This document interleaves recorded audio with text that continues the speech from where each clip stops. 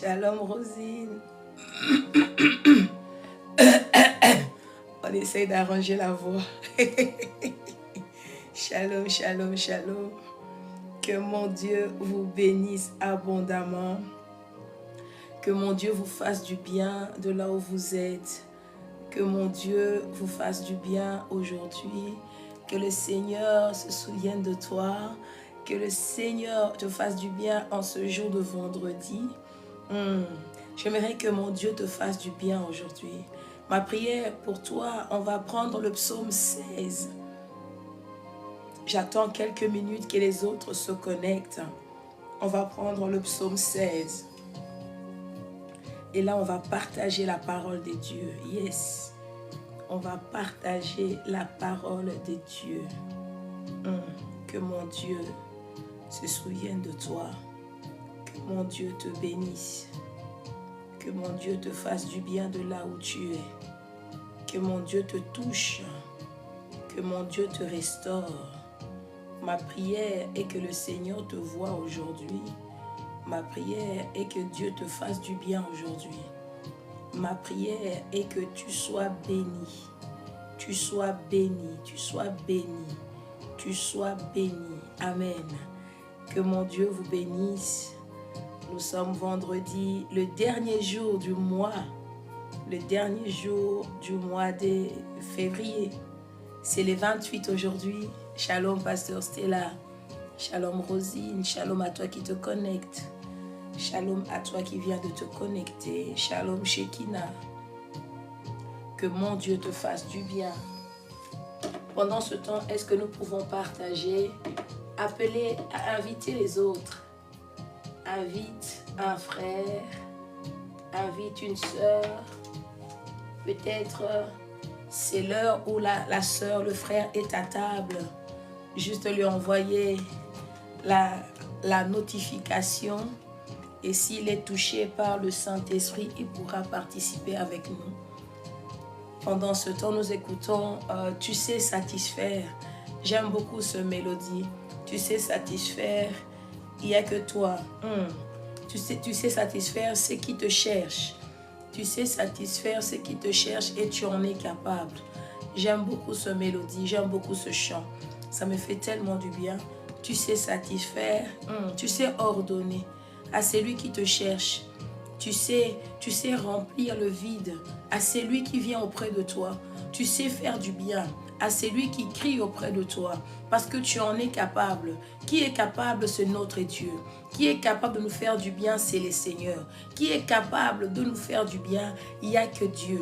Il n'y a que notre Dieu qui est capable de te faire du bien, de me faire du bien. Shalom Neja, j'espère que tu vas bien, tu passes une bonne journée. Nous sommes le dernier jour du mois aujourd'hui. Et nous venons bénir l'Éternel. Nous sommes le dernier jour du mois aujourd'hui, le mois de février.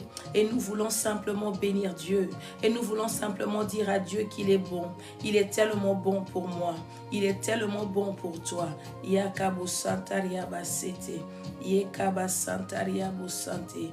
Yekabo Santaria Bosete. Yendaraba Santaria Ba. Alléluia. Alléluia. Alléluia.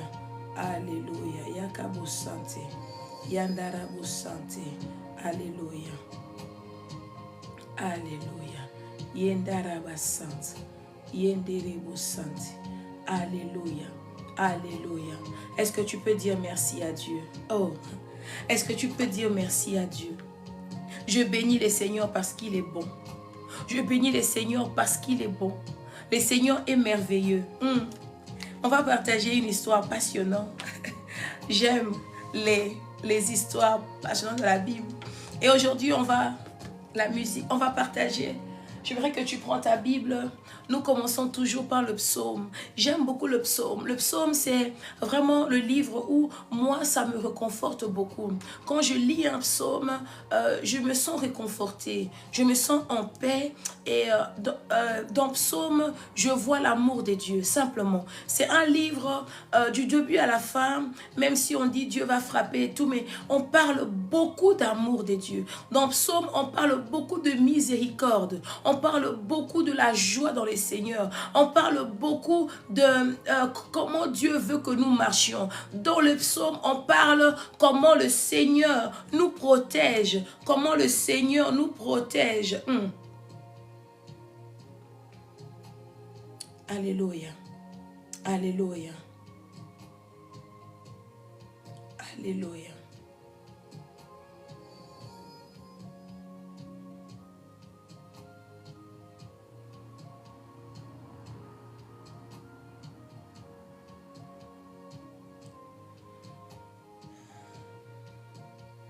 Alléluia.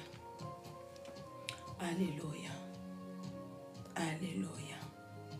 Alléluia. Alléluia.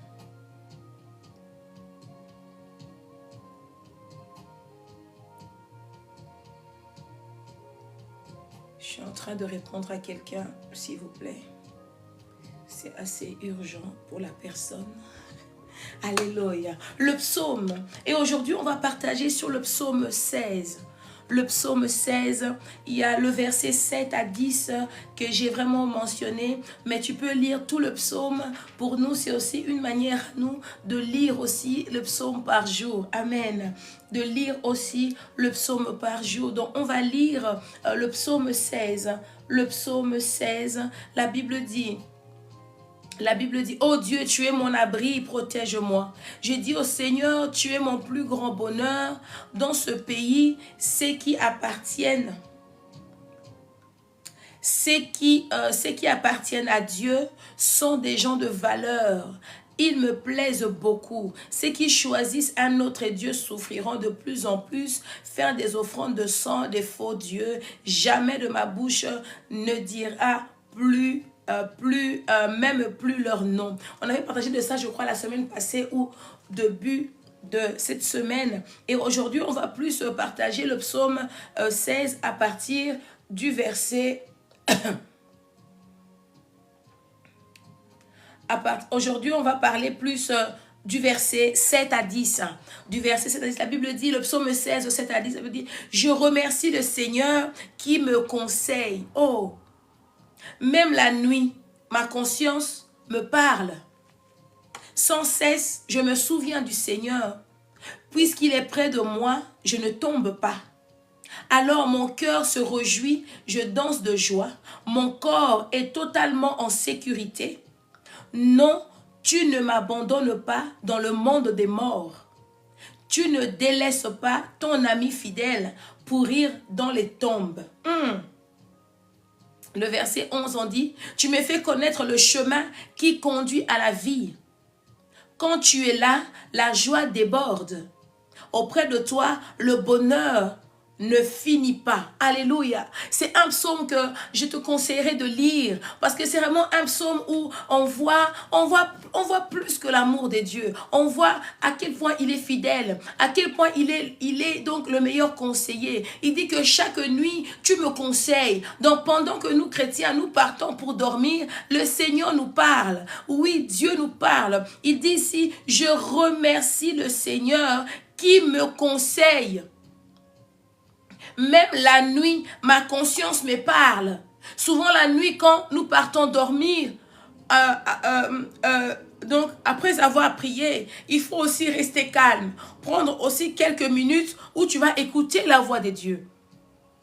Souvent, nous prions vite, amen, amen, et nous dormons. Non, quand tu finis ta prière, prends toujours quelques instants. Merci Neja pour le partage. Prends toujours quelques instants pour écouter un ainsi dit l'Éternel, pour écouter qu'est-ce que Dieu dit, pour écouter, parce qu'il dit que donc il me conseille et même la nuit. Donc Dieu nous parle pas seulement dans les songes, Dieu nous parle aussi pendant la journée, Dieu nous parle à chaque instant, à chaque minute. Dieu est toujours présent, donc il nous parle et il dit, Seigneur, c'est toi qui me conseilles. Le meilleur conseiller est Jésus, le meilleur conseiller est la parole. Il dit parce que tu m'emmènes vers la vérité.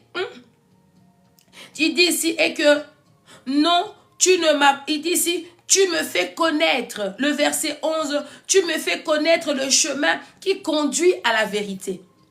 Le chemin de la vérité. Christ est la vérité et la vie. Christ ne peut jamais te conduire là où il y a le mensonge. Christ ne peut jamais te conduire là où il y a la mort. Parce qu'il va toujours te protéger. Il va toujours te conseiller. Et il va toujours... Il dit ici, le verset 10, non, tu n'abandonnes pas dans le monde de mort. Dieu ne nous abandonne pas dans les séjours de mort. Quand on parle de mort, on ne parle pas seulement de mort physique, on parle aussi de mort spirituelle, on parle aussi de mort financière, on parle aussi des problèmes. Souvent des problèmes traînent d'autres personnes même à se suicider. Donc Dieu te rassure aujourd'hui. Donc il ne va pas te laisser dans la situation que tu es en train de traverser. Pour toi c'est difficile, pour toi tu crois que c'est fini. Mais il dit ici que non, tu n'abandonnes pas, il n'abandonne pas dans le monde de mort. Et il dit qu'il ne délaisse pas son ami fidèle pourrir dans la tombe. Dans la situation que tu es en train de passer, tu ne pourriras pas parce que le Seigneur est avec toi. Il dit que tu me fais connaître, Dieu nous fait connaître le chemin qui conduit à la vie. Dieu nous fait connaître la vérité. Dieu nous fait connaître le chemin, les bons chemins qui emmènent à la vie. Même si c'est un chemin difficile, même si c'est un chemin de pleurs, même si c'est un chemin qui va prendre du temps, mais le Seigneur nous fait connaître ce chemin, même si c'est un chemin qui est compliqué à comprendre, même si c'est des fois on ne comprend toujours pas, on passe par des situations, on dit Seigneur, si vraiment tu es avec moi, pourquoi est-ce que je passe ce chemin? Si vraiment tu marches avec moi, pourquoi est-ce que telle chose m'arrive? Mon frère, ma soeur, Dieu, quand quelque chose t'arrive, c'est que Dieu le permet. Pour nous chrétiens, c'est pour nous enseigner. Pour nous chrétiens, c'est pour nous fortifier. Pour nous chrétiens, c'est souvent pour faire éclater sa gloire. Oui, retiens. En tout cas, 2025, la parole que Dieu m'a donnée 2025, je vais beaucoup parler des ennemis, mais pas comme toi tu le penses. Je veux beaucoup te pousser à prier pour tes ennemis. Je veux beaucoup te pousser à prendre... à d'abord considérer que Dieu. Je vais beaucoup te pousser à voir la grandeur de Dieu. Je vais beaucoup te pousser à croire aux miracles et aux merveilles de Dieu. Je vais plus te pousser à prier, même devant la tempête, même devant le divorce, même devant la stérilité, parce que tout cela ne peut pas résister là où il y a la présence de Dieu. Quelle est cette situation qui est impossible à Dieu? Il n'y en a pas. Quelle est pour toi cette situation? Donc, qui fait que rien, donc là, tu dis que c'est fini. C'est fini pour toi. Mais pas pour Dieu. La mort est la finalité de toute chose pour l'homme. Quand on dit que quelqu'un est mort, c'est qui veut dire qu'il n'y a plus rien à espérer en lui. C'est qui veut dire que pour lui, là, c'est fini. Pour lui, l'histoire est close. Là, il n'y a que Dieu qui peut réveiller un mort. Il n'y a que Dieu qui peut faire des choses. Il n'y a que Dieu. C'est pour cela il dit dans Luc, il dit rien n'est... Jésus a dit, ce qui est impossible à l'homme est possible à Dieu. Rien n'est impossible à celui qui croit. Rien n'est impossible à toi qui crois encore. Je ne connais pas ta situation, mais laisse-moi te dire aujourd'hui que Dieu travaille avec tes ennemis pour te voir élevé. Dieu fait travailler tes ennemis pour ta gloire. Oui. C'est ce que Dieu m'a parlé pendant 2025.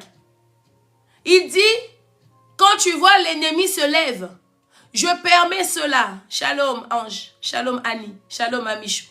Quand tu vois l'ennemi se lever, je permets cela. L'ennemi ne se lève pas pour rien.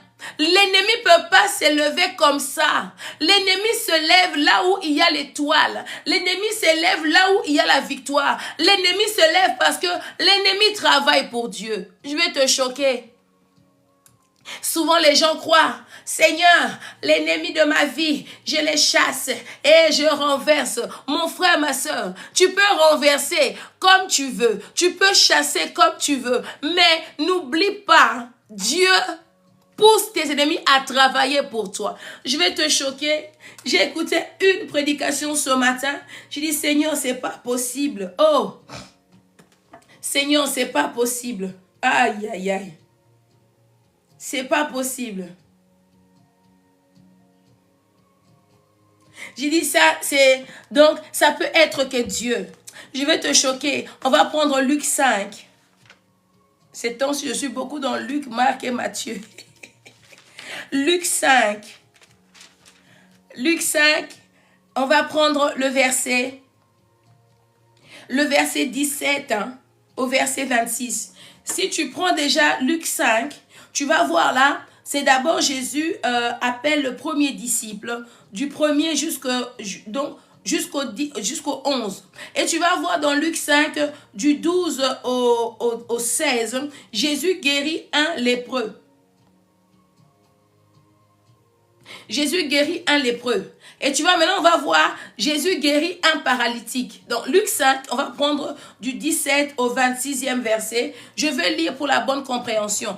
Prends ta Bible s'il te plaît. Ma Bible à moi est version parole de vie. Luc 5, 17 au 26 et puis après on va développer.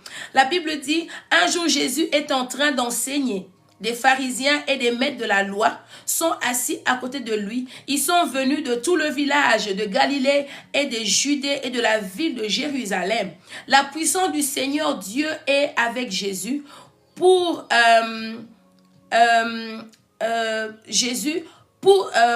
qu'il guérisse des malades. Des hommes arrivent, ils portent sur une natte quelqu'un qui est paralysé. Les hommes cherchent à le placer devant Jésus, mais ils n'arrivent pas à le faire entrer à cause de la foule. Alors ils montent sur le toit, ils font une ouverture à travers les tuiles, ils descendent le malade sur la natte, au milieu de tous, devant Jésus. Quand Jésus voit leur foi, il dit aux malades, « Tes péchés te sont pardonnés. » Le maître de la loi et les pharisiens se mettent à penser, qui est cet homme? Qui est cet homme? Il insulte Dieu. Personne ne peut pardonner le péché. Dieu seul peut le faire. Mais Jésus connaît leurs pensées. Souligne bien. Oh, mon frère, ma soeur, ça c'est fort. Mais Jésus connaît leurs pensées et il leur dit, pourquoi avez-vous ce pensée-là? Qu'est-ce qui est plus facile à dire, tes péchés te sont pardonnés, ou dire, lève-toi et marche? Eh bien, vous devez savoir ceci, le Fils de l'homme a le pouvoir de pardonner le péché sur la terre. Alors Jésus dit au paralytique, oh, lève-toi. Je vais le souligner. J'ai toujours lu cette histoire, mais je l'ai vue différemment aujourd'hui. Merci Seigneur. Lève-toi. Lève-toi, prends ta natte et rentre chez toi. Aussitôt, l'homme s'élève devant tout le monde.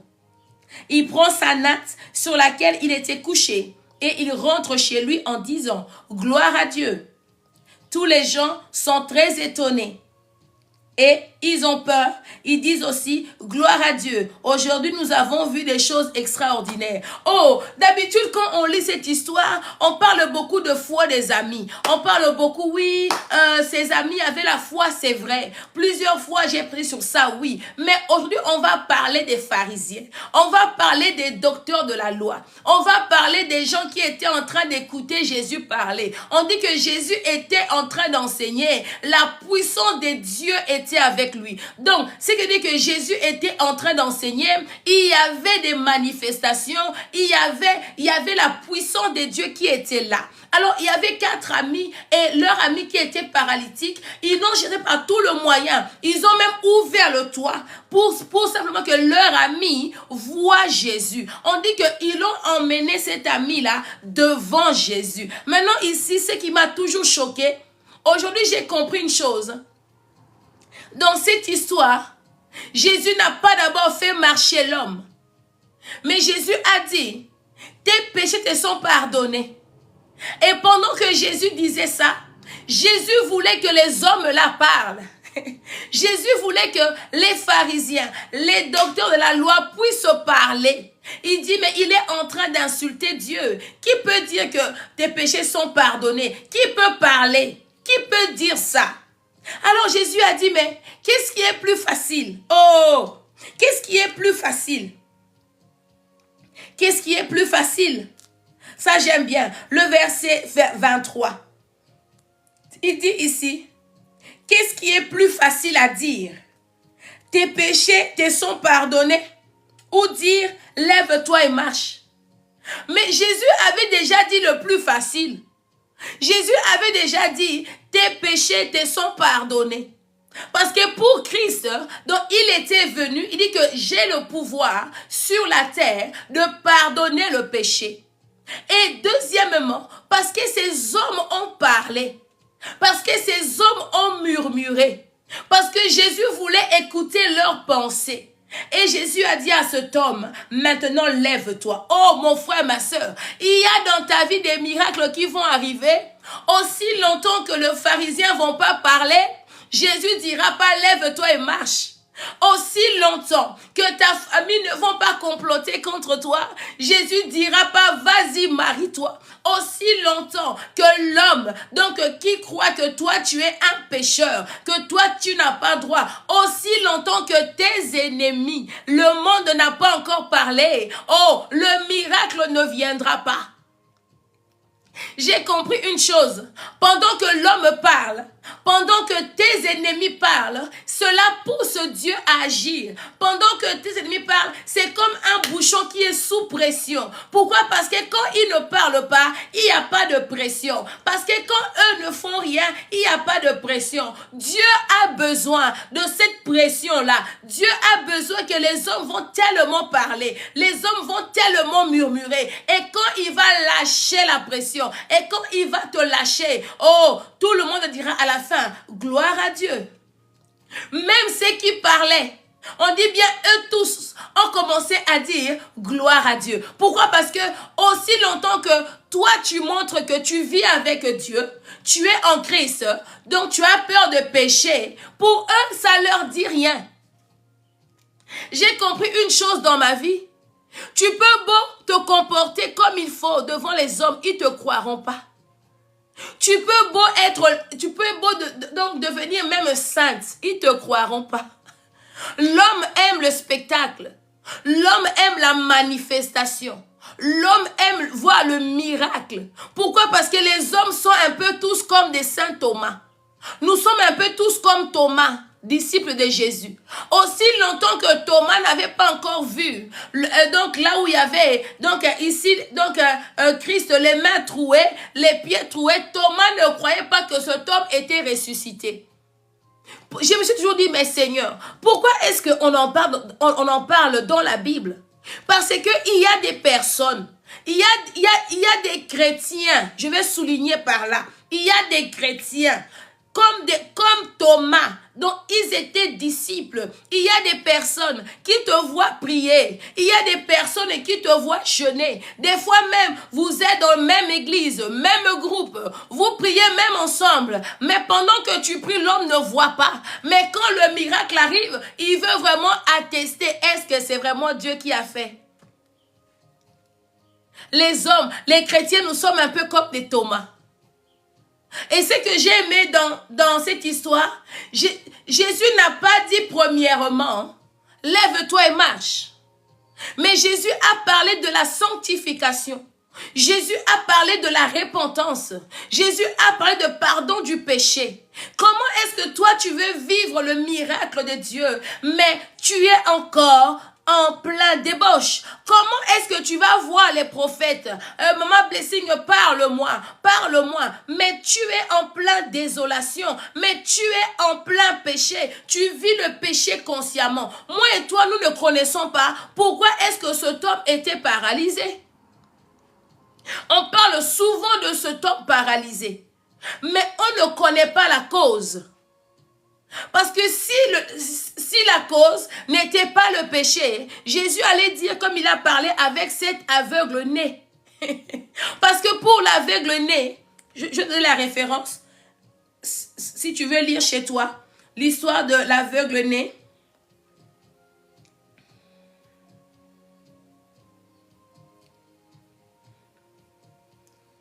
L'histoire de l'aveugle-né, c'est dans dans le livre de Jean, Jean 9, livre de Jean 9, tu commences Jean 9, le verset 1er, et tu verras. On dit bien qu'il y avait un homme aveugle dès naissance. Alors, les disciples ont posé la question à Jésus. Cet homme, il est aveugle parce que ses parents ont péché ou parce que lui-même a péché. Mon frère, ma soeur, ce que nous vivons, c'est les conséquences d'une chose. Dans Jean 9, on a posé la question à Jésus parce qu'on dit que cet homme est né aveugle. Mais comment est-ce que cet homme est né aveugle? Et on a dit, mais parce que ses parents ont péché ou bien parce que c'est lui-même qui a péché. Et Jésus a dit, ce n'est ni lui ni ses parents. Donc, il est né aveugle pour que la gloire de Dieu se manifeste. Par là aussi, je viens souligner une chose. Mon frère, ma soeur, nous avons facile à condamner nos frères. Nous avons facile à parler, oui, parce qu'elle marche mal, parce qu'elle est ceci. Mon frère, ma soeur, il faut d'abord poser la question à Jésus, dit Seigneur, est-ce que la situation que la fille ici, elle est en train de passer, est-ce que c'est à cause d'un péché ou bien c'est toi? Là aussi, Jésus voulait aussi donc nous montrer que dans chaque situation, quand il y a quelqu'un qui vient auprès de toi, il faut d'abord savoir la cause. Tu ne peux pas prier sans savoir la cause. Donc, tu ne peux pas comme ça prier, jeûner sans la cause. Tu dois d'abord demander à Dieu, Seigneur, pourquoi est-ce que cet enfant est malade? Pourquoi est-ce que cet homme est né aveugle? Pourquoi? Souvent, quand Jésus donc guérissait des personnes, là où il y avait péché, il disait, tu es sauvé mais ne pêche plus. Parce que Jésus savait que leur problème, leur maladie ou leur handicap était lié à un péché. Était lié à un péché. Et il y a des choses où ce n'est pas eux, mais c'est Dieu qui a permis. C'est Dieu qui a permis. C'est Dieu qui a permis. Alors faisons très attention.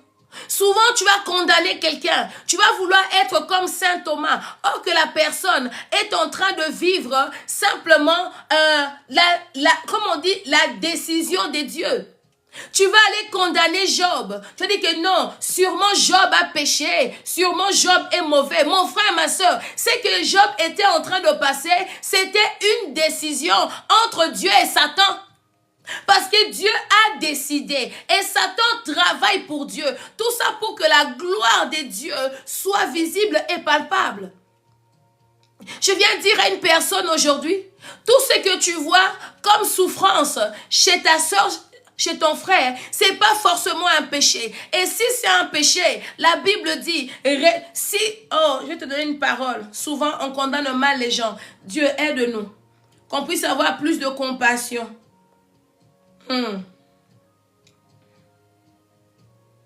La Bible dit dans le livre de Matthieu 18, verset 15. Matthieu 18, le verset 15. La Bible dit, si ton frère a péché, va et reprends-le entre toi et lui seul. S'il t'écoute, tu as gagné ton frère. La Bible ne dit pas ici que si ton frère a péché, que tu lui lances la pierre, que tu le condamnes. Mais si ton frère a péché, va le reprendre entre toi et lui. Peut-être parce qu'il y a des choses que entre vous deux, ça va passer facilement. Mais quand c'est devant le groupe ou devant les gens, ton frère ou ta soeur aura honte. Elle aussi ou lui aussi va aussi vouloir aussi parler et continuer dans ce péché. En tout cas, cette année, on va beaucoup prier pour nos ennemis. Cette année, on va beaucoup prier pour nos frères et sœurs. Cette année, on va être des intercesseurs. Cette année, on va mettre un peu jugement de côté. Cette année, on va intercéder. Tu vois ta sœur est tombée, prie pour elle. Tu vois ton frère est tombé, prie pour elle. C'est pas qu'on encourage. Non, on n'encourage pas. On pratique la Bible. Parce que Jésus n'encourageait pas. La preuve devant la femme adultère. On dit que cette femme, on l'a pris en plein débat sexuel. On l'a pris en plein péché. La femme était en train de pécher consciemment. On l'a attrapée et l'emmenée à Jésus. Jésus ne l'a pas encouragée à continuer dans la débauche. Non. Au contraire, Jésus l'a sauvée. Et Jésus a sauvé aussi les gens qui voulaient aussi les tuer. Ce qui veut dire, quand toi, tu reprends ta soeur ou ton frère, on dit que si ton frère t'écoute, donc c'est-à-dire que tu as gagné ton frère. La femme adultère a écouté Jésus et tout le monde qui était rassemblé là pour commettre un meurtre, commettre un péché, Jésus a empêché. Assez que eux, le groupe de commettre le meurtre est aussi empêché, assez que la femme soit victime. Beaucoup vont dire que oui, maman Blessing, tu es en train d'encourager. J'encourage pas. J'encourage pas. Je ne suis pas d'accord avec ça. Mais je dois rester objectif. Je dois rester dans la parole. C'est la parole qui me dit, prie pour ceux qui te maltraitent. Ce n'est pas le monde. Parce que Jésus a dit dans Matthieu 5, il dit, mais vous avez appris par la loi de Moïse. Donc c'est lui qui va te... Donc vous avez appris la loi. Dent pour dent, œil pour œil. Mais aujourd'hui, même à l'église, nous pratiquons dent pour dent, œil pour œil. C'est la vérité. Dans l'église, aujourd'hui, nous pratiquons dent pour dent, œil pour œil. Et puis, on se cache derrière que non, le salut est individuel. Oui. Et toi, ta part à toi, c'est où? Au lieu que les personnes soient... au lieu que tout le monde qui était là, en train de vivre le miracle, puisse pousser Jésus, à ce que cet homme puisse marcher, leur problème n'était pas que cet homme marche. Tu vas être étonné. Pour ton problème, ce n'est pas tout le monde qui veut que tu puisses avoir la solution. Je vais te choquer. Pour ce que tu es en train de passer, ce n'est pas tout le monde qui veut ta réussite. Même ton frère et ta soeur. Même à l'église, c'est pas tout le monde, donc c'est pas tout le monde qui veut que tu puisses réussir dans ta vie. Détrompe-toi. Pourtant, tous étaient ici, là où il y avait la parole, là où il y avait la puissance de Dieu. Waouh! Examine bien le texte de Luc 5 ici. Tu vas voir. Tout le monde était baigné dans la parole. Et donc il y avait non seulement la parole, mais il y avait aussi la puissance de Dieu. Mais qu'est-ce qu'ils ont fait de ça? Au lieu de mettre cette puissance en marche pour que les gens, plus de gens soient guéris et que cet homme qui était désespéré, ses amis étaient désespérés. Donc pour eux, Jésus était dernière option. Il dit que non, comme cet homme est ici, on ne va pas le rater. Il est notre dernière option. Mais ce n'est pas les païens qui ont parlé. Ce n'est pas les païens. On dit ici et que les maîtres de la loi, le verset 21, Luc 5, verset 21. On dit ici, le maître de la loi et les pharisiens se mettent à penser. Je dis que oui, maman blessée, mais ils n'ont pas parlé, mais ils ont pensé. Ils n'ont pas parlé, oui. Je vais te montrer un verset dans la Bible.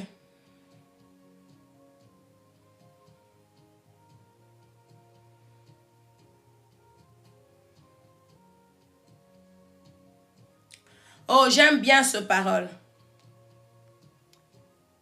On va prendre deux versets. On va prendre le psaume 139, le verset 4. Le psaume 139, le verset 4. La Bible dit, « Car la parole n'est pas sur ma langue, que déjà, ô Éternel, tu la connais entièrement. » Aïe! Donc, si dans version Martin, on dit, même avant que la parole soit sur ma langue, même avant que la parole soit sur ma langue, ô Éternel, tu connais déjà le tout. Ce qui veut dire ici que Jésus lisait déjà dans leurs pensées. Shalom Liliane. Donc, ça veut dire Jésus déjà lisait dans leurs pensées. Et ils ont dit quoi? Et leur pensée était... Donc, c'est même pas ce qu'ils ont dit. C'est ici que je suis choquée.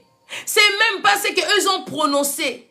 Mais Jésus a simplement dit, tes péchés te sont pardonnés. Oh, tout le monde a commencé à penser. On dit ici même pas murmurer. Faisons très attention à nos pensées. Faisons très attention à nos pensées, parce que nos pensées aussi nous condamnent. Nos pensées aussi peut aussi être un blocage. Nos pensées, oh Seigneur, nos pensées. Le maître de la loi et les pharisiens se mettent à penser. Donc là, nous sommes en train de lire les pensées de ces hommes. Qui est cet homme? Il insulte Dieu.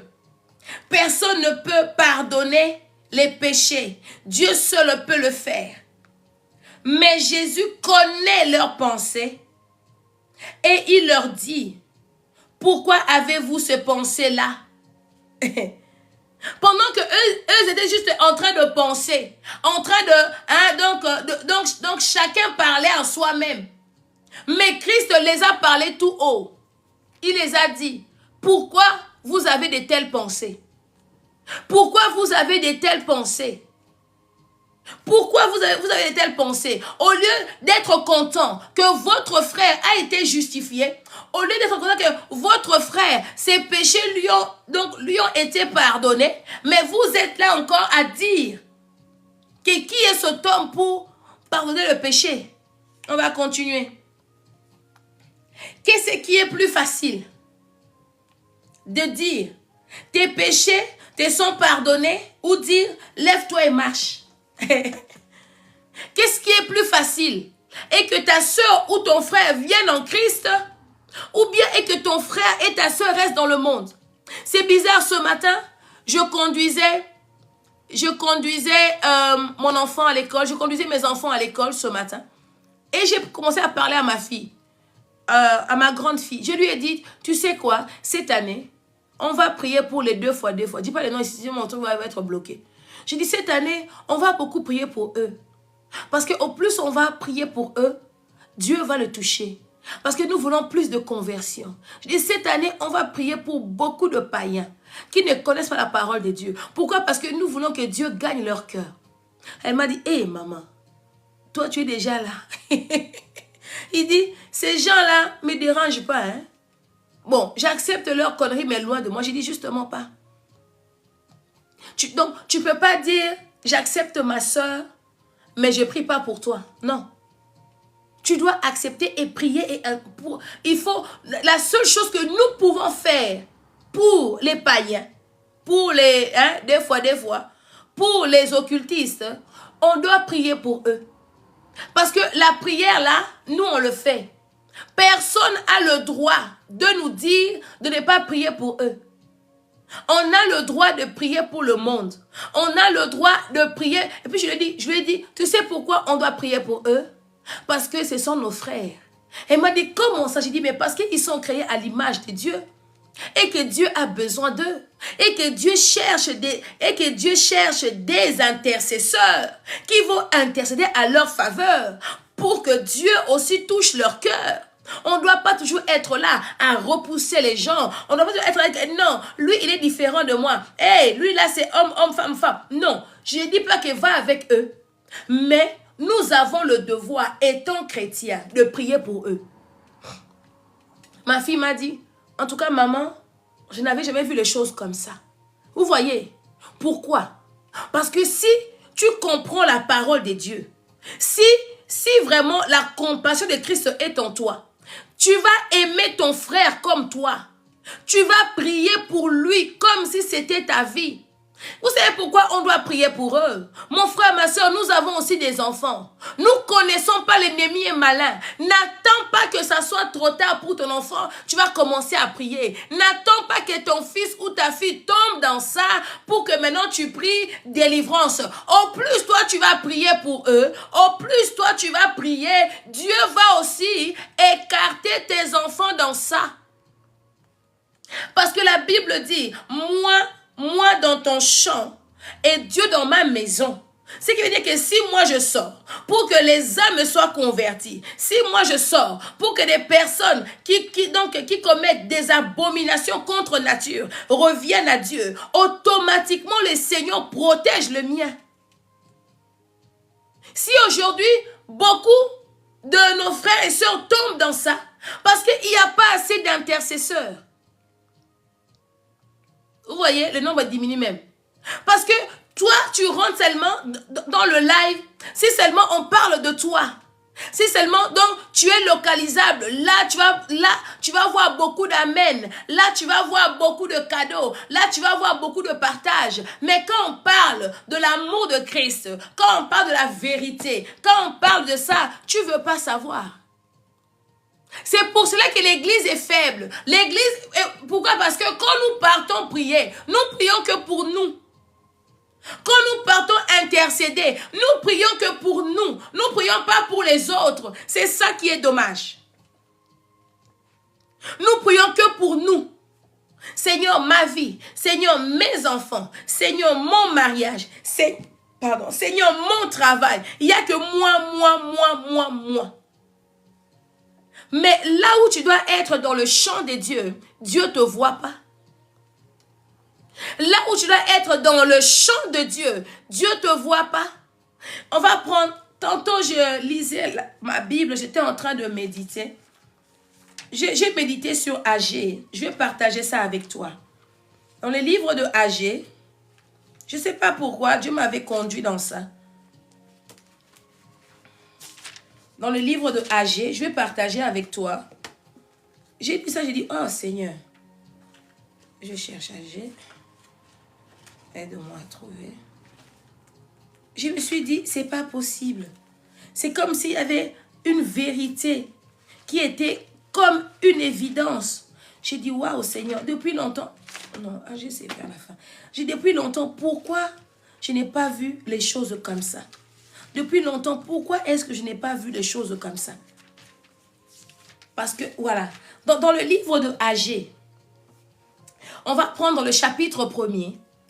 Chapitre 1er, je vais commencer par le verset, par le verset 2.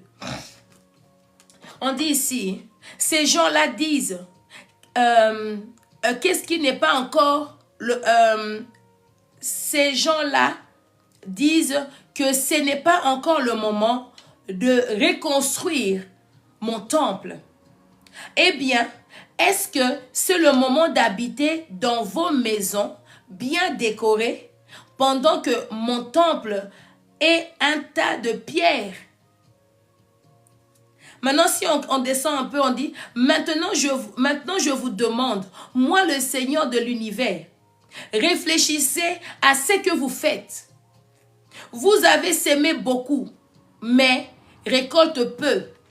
Vous mangez, mais pas à votre faim. Vous buvez, mais pas autant que vous voulez. Vous portez des vêtements, mais vous avez encore froid.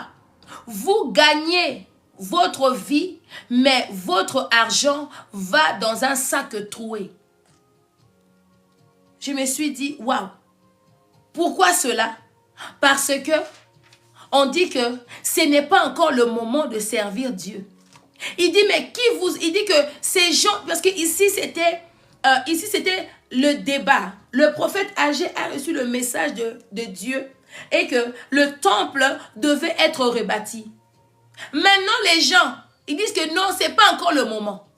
Donc les gens murmuraient. Ils avaient la connaissance que on doit rebâtir le temple de Dieu. Mais en eux-mêmes, ils n'ont pas dit ça comme ça. Ils étaient en train de murmurer. Oh non, c'est pas encore le moment. Eh non, il y a encore beaucoup. Eh, moi j'ai pas assez d'argent. Eh, machin. Non, c'est pas le moment. Alors Dieu a dit, mais ces gens-là disent que ce n'est pas le moment de rebâtir mon temple. Mon temple est un tas de ruines. Pendant que leur maison est construite et leur maison est bien décorée. Il dit c'est pour cela. Pourquoi? Parce que l'homme voit que lui. Il dit c'est pour cela que vous travaillez beaucoup. Que vous semez et vous récoltez peu. Vous gagnez de l'argent et ça va dans des... Oh, ça m'a tué. Oh là là. Et ça va dans des sacs troués. Il dit, vous mangez, mais vous ne mangez pas assez à votre faim. Pourquoi? Parce que l'homme a d'abord comme priorité d'abord sa maison, d'abord arranger sa maison, d'abord orner sa maison. Que dans ma maison à moi, j'ai des fauteuils de 4 000 €. Ma maison à moi, j'ai mes trucs rideaux là, Louis Vuitton, 2 000 €. Ma maison à moi, mes fauteuils, ma maison à moi. Pendant que, quand on dit la maison de Dieu, le temple de Dieu, aujourd'hui c'est l'homme. Les temples de Dieu, nous sommes les temples de Dieu. Pendant que ton frère n'est pas encore converti, c'est une partie de temple qui n'est pas reconstruit.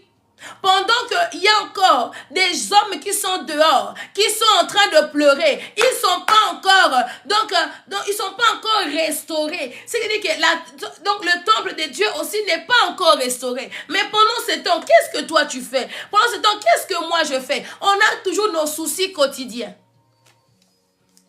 On n'a que nos soucis quotidiens. Donc, on a que, comme on dit, nos soucis, donc, nos trains de vie.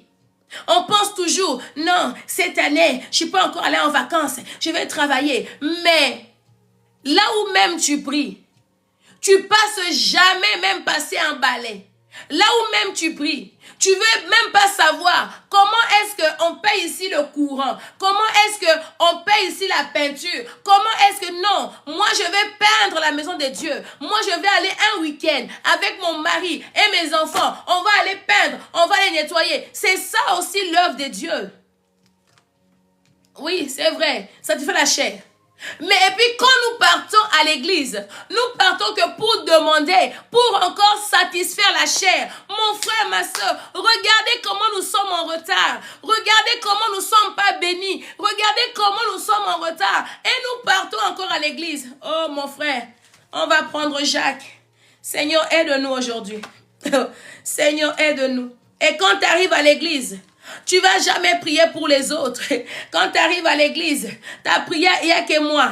Moi. Seigneur, moi. Seigneur, mon enfant. Seigneur, mon mariage. Seigneur. Et puis après, tu es étonné. Et puis après, tu es là. Oh Dieu, moi, je ne comprends pas. Qu'est-ce qui se passe? Moi, j'ai prié, mais rien ne va. Oh Yahweh, aide-nous. Jean 2. Jacques. C'est 2 ou 4.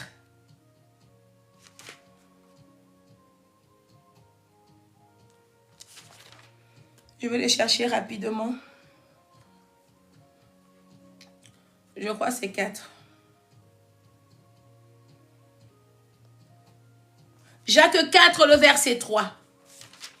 Je vais vous donner la clé de la réussite cette année. Tu vas réussir. Pratique ça, tu verras. Jacques 4, le verset 3. Jacques 4, le verset 3. La Bible dit... Vous demandez et vous ne recevez pas parce que vous demandez mal dans le but de satisfaire vos passions. Je vais lire ça dans Parole de vie. J'ai envie de voir une version différente. Ici, on dit, vous demandez et vous ne recevez rien. C'est que vous demandez mal. Vous demandez seulement pour satisfaire vos désirs mauvais. Vos désirs mauvais. Et si tu veux méditer aujourd'hui, j'avais médité Jacques 2 aujourd'hui. Waouh, ça m'a fait beaucoup de bien. J'ai médité Jacques 2 aujourd'hui. Il dit que tu ne peux pas. Parce que c'est lui qui aime trop le monde. C'est lui qui aime trop la chair.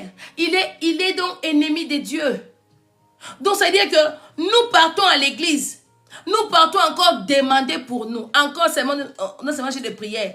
Mon frère, ma soeur, on va demander. Là, c'est comme si on dit, on a lâché une bombe. Même si la personne avait mal au pied, elle va se lever pour prier. Même si pendant l'adoration, la personne ne s'est pas levée. Même si pendant la parole, il ne s'est pas levé. Mais quand on dit que maintenant, mon frère, ma soeur, tu vas prier pour toi. La personne, même s'il ne parlait pas, il va commencer à parler. Là, les mots vont sortir. Ce qui veut dire que nous ne comprenons pas la parole de Dieu. Si l'Église est faible aujourd'hui, parce que nous ne comprenons pas. Si l'Église est faible aujourd'hui, parce qu'on n'a plus la compassion. Si l'Église est faible aujourd'hui, parce que Dieu ne passe plus en premier. Parce qu'on met Dieu après. Je veux d'abord mon travail. Je veux d'abord mon mariage. Je veux d'abord être guéri. Je veux d'abord. On demande mal. Les pensées. Quelles pensées toi tu as envers les autres? Quelles sont tes pensées envers tes conducteurs? Quelles sont tes pensées envers ton frère? Nous péchons beaucoup aussi en pensée. Nous tuons beaucoup aussi en pensée. Nos pensées nous condamnent. Nous tuons beaucoup. Comme on dit, une fois seulement que tu as convoité la femme d'un autre, dans ton cœur, dans tes pensées, automatiquement, tu es déjà parti avec elle. Si seulement tu as pensé du mal contre ta soeur, automatiquement, tu l'as déjà tuée. Combien de meurtres nous commettons tous les jours? Combien des abominations nous faisons tous les jours? Mais nous sommes là. Quand nous venons dans la présence de Dieu, on vient comme si nous sommes des bébés, nous sommes des saints et des saintes. Et nous sommes là. Ici, dans Luc 5, ce qui m'a choqué, je n'ai pas vu là où les pharisiens ont parlé. Ils ont pensé. Ils n'ont pas parlé, mais ils ont pensé. Ils ont traité Jésus de blasphème. Ils ont pensé. Leur pensée, Jésus a lu ça. On dit que Jésus connaissait leurs pensées. Ce qui veut dire, pendant qu'eux étaient en train de penser, Christ lisait, on est comme dans un livre ouvert. Et puis, ce que j'ai aimé ici, à cause de leurs mauvaises pensées, Jésus a fait le miracle pour cet homme. À cause de leurs mauvaises pensées, c'est comme toi. Parce que les hommes pensent mal de toi. C'est pour cela que Dieu t'utilise encore puissamment. Tellement que les hommes murmurent contre toi. C'est pour cela que Dieu t'utilise puissamment. Et Dieu te donne ce que ton cœur désire. Pourquoi? Parce que ce n'est pas parce que tu as prié. Il y a des miracles que Dieu permettra à cause des pensées des hommes, à cause de la méchanceté des hommes. Pour que tout le monde témoigne que tu as un vrai Dieu. Pour que le monde témoigne que tu as un vrai Dieu. Que tu as un vrai Dieu. Un vrai Dieu. Alors cette année, nous avons comme devoir de se lever des intercesseurs contre les deux fois. Pour eux, tu as prié. Pour les magiciens, tu as prié.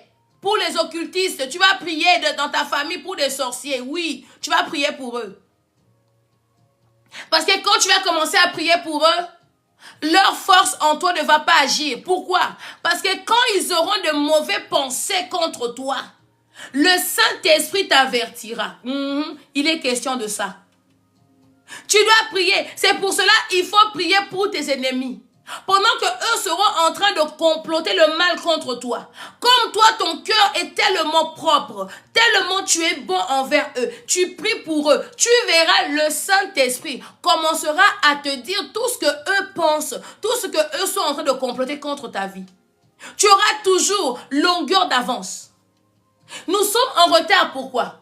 Pendant que eux complotent de faire du mal, nous sommes là pour envoyer le feu, pour chasser. Mais si tu leur chasses, leurs pensées, tu ne sauras pas.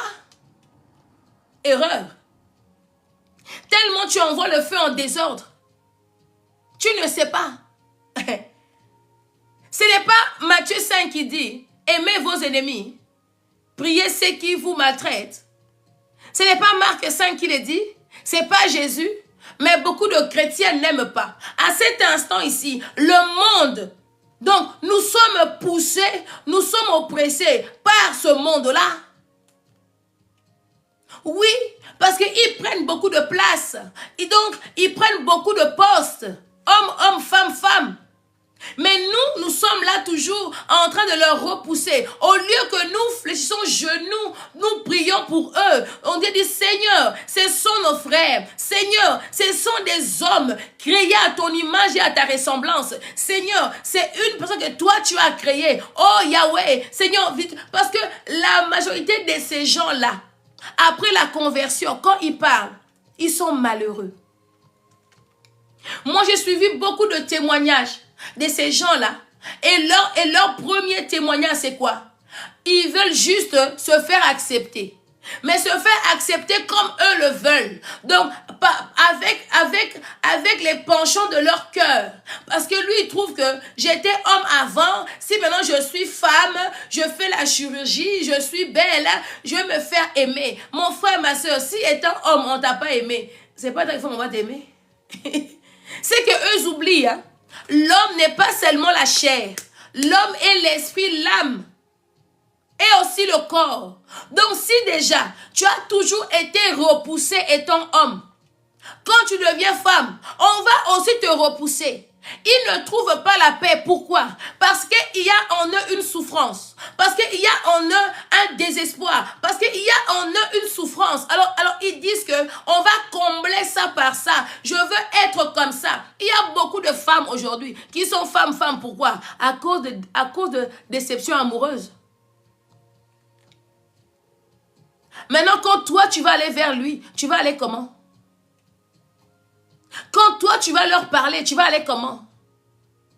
Tu vas aller avec le feu? Tu vas aller avec le jugement? Ou tu vas d'abord tendre la main? Parce que souvent, quand tu leur parles, vraiment, si toi, tu pries, quand tu vas commencer à leur parler d'amour, ils vont commencer à pleurer. Et là, le Saint-Esprit prend le relais. Mais pendant ce temps, qu'est-ce que toi tu fais? Qu'est-ce que moi je fais? Nous sommes toujours là en train d'arranger nos maisons. Nous sommes toujours là en train d'arranger nos vêtements. Nous sommes toujours là en train d'arranger nous. Pendant que le monde dehors est en train de mourir.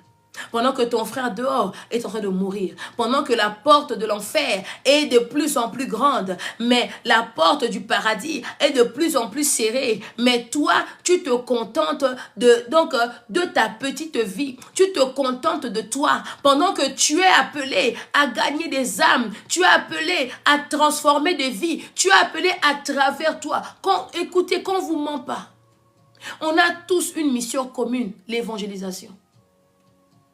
Marc 16, il le dit. On a tous une mission commune, que tu sois frère, que tu sois sœur, chantre, pasteur, prophète. On a tous la même mission d'abord. Évangéliser. Évangéliser.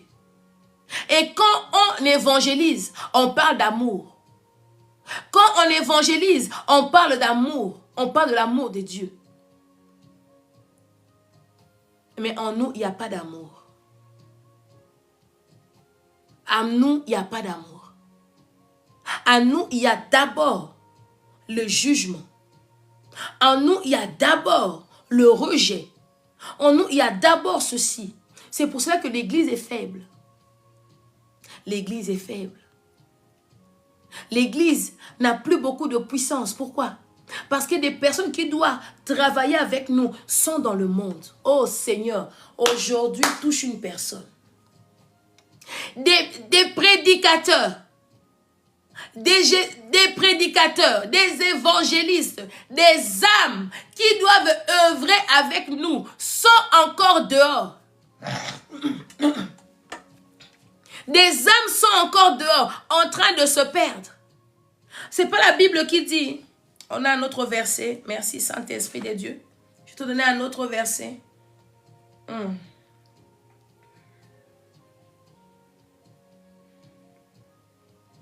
Dans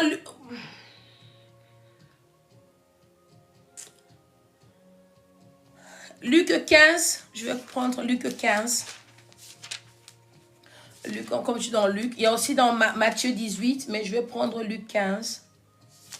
Comme je suis dans Luc, c'est plus facile pour moi. Luc 15.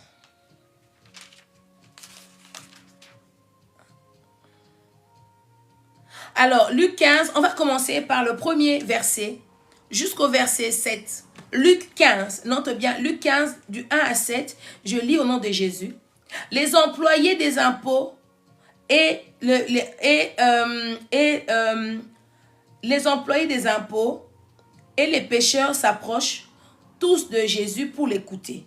Les pharisiens et les maîtres de la loi critiquent Jésus et disent: cet homme accueille des pécheurs et il mange avec eux. Alors Jésus leur raconte cette histoire. Parmi vous, un homme a 100 moutons et il perd un. Bien sûr, il va laisser les 99 moutons dans le champ et il part chercher celui qui est perdu, jusqu'à ce qu'il le trouve. Quand il la trouve, il est tout joyeux. Il met le mouton sur ses épaules, puis il rentre chez lui. Il appelle ses amis et ses voisins et leur dit: venez, réjouissez-vous avec moi. Oui, je retrouvais mon mouton qui était perdu. Je vous le dis, c'est la même chose. Quand un seul pécheur change sa vie, Dieu est dans la joie. Sa joie est plus grande que 99 personnes juste qui n'ont pas besoin de changer leur vie. Ce qui veut dire, quand nous gagnons une âme, on emmène à l'église. Quand nous évangélisons une âme et que l'âme vient à Christ, on dit qu'il y a une fête au ciel. C'est pas dit que déjà les gens qui sont à l'église ne comptent pas. Non, eux déjà leur fête a déjà été faite auparavant. Mais Dieu veut une fête tous les jours. Dieu veut que nous puissions gagner des âmes tous les jours. Parce que le pharisien, eux, n'a pas à critiquer. Il savait rien faire d'autre. Il connaissait la loi. Donc, ils connaissaient cela, mais cela, en eux, il n'y avait pas l'amour. Parce qu'eux pratiquaient les 10 commandements. En eux, il n'y avait pas l'amour. Mais nous sommes au temps de la grâce. Il dit que si quelqu'un, si là tu perds un brebis, tu dois aller les récupérer. Tu dois, donc ce qui veut dire que les personnes qui sont dehors, c'est avec eux qu'on va gagner le monde. Mais pendant que nous sommes là en train de le rejeter, nous sommes là en train de le rejeter. Est-ce que vous savez que ces personnes-là sont dotées de grâce incroyable? Il y en a quand ils chantent, tu dis waouh. Parce que l'ennemi ne prend pas des choses sans valeur. L'ennemi ne prend pas des choses. L'ennemi prend que des personnes que Dieu a pointées aussi. L'ennemi prend que des personnes que Dieu veut aussi utiliser. Donc l'ennemi se bat pour d'abord le prendre en premier, les emmener donc chez lui pour que ces âmes-là soient sauvées. Mais nous maintenant étant église, on doit se lever, on doit réclamer leurs âmes, on doit prier pour eux, on doit réclamer leurs âmes à Dieu. Dire que Seigneur, ce sont nos frères, Seigneur, on va gagner le monde, mais nous voulons le gagner avec eux parce que nous ne voulons pas qu'un homme aille dans le feu éternel. Le diable, lui, sait que lui, ça s'attend. Donc, lui, il va aller au feu éternel. Lui, il sait que lui, c'est l'enfer assuré. Parce qu'il n'a pas le droit à la repentance. Il n'a pas droit à la repentance. Mais, je vais te choquer, ces hommes-là ont droit à la repentance. Ces hommes-là, Dieu veut leur pardonner. Ces hommes-là, Dieu en a besoin. Ces femmes-là, Dieu en a besoin. Alors, pendant que tu es en train de leur critiquer, pendant que tu es en train de leur fermer le chemin, pendant que toi, tu ne le vois pas, le Seigneur le voit. Le Seigneur le voit. Le Seigneur le voit. Est-ce que nous pouvons, cette année, quitter un peu nos conforts? Nous pouvons, est-ce que cette année, on peut quitter un peu notre confort?